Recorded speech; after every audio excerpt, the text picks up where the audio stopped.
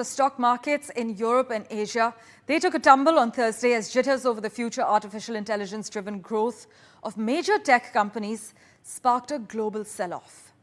The rout actually began in the US overnight, where the tech-focused Nasdaq fell 3.6% on Wednesday, marking its biggest single-day decline since 2022.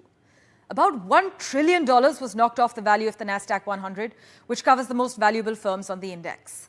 But the main losers were AI-related companies, including Nvidia, Tesla, and the Google owner Alphabet, whose shares have soared in recent months.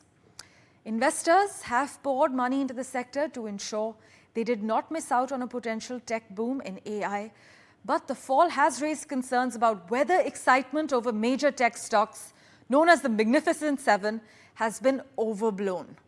Well, for further clarity, we have with us senior finance professional and business economist Sanchit Mukherji. Thank you so much, Sanchit, for joining us on the World 24/7. The stock market losses have later spread to Asia, and tech-related firms have continued their decline. But Sanchit, help us decode what happened. What spooked the markets? Thank you so much for having me here. There are four factors that are responsible for this.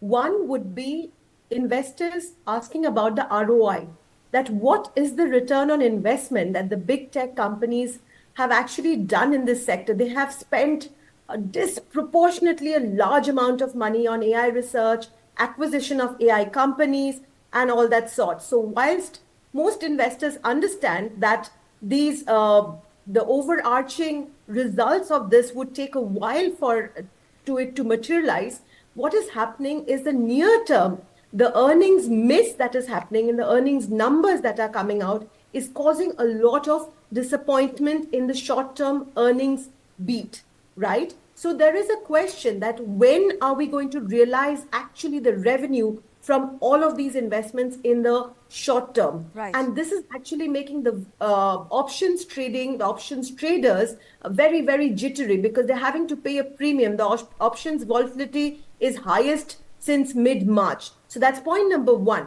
Point number two is what we understand, that there is a sector rotation happening from big tech sector to small cap companies in expectations of a rate cut. A lot of small cap companies will actually benefit if the Federal Reserve does go for a rate cut in the near term. So right. A lot of focus is happening away from big tech now towards small cap companies. The third point is a lot of scrutiny by antitrust regulators in US and Europe especially on this acquisition frenzy which is happening over AI research, because yes. while they understand, the regulators, that new technologies give rise to new markets, new lifestyle habits and new technologies, they're a little concerned that it should not establish or disrupt innovation and actually disrupt market access and uncompetitive practices.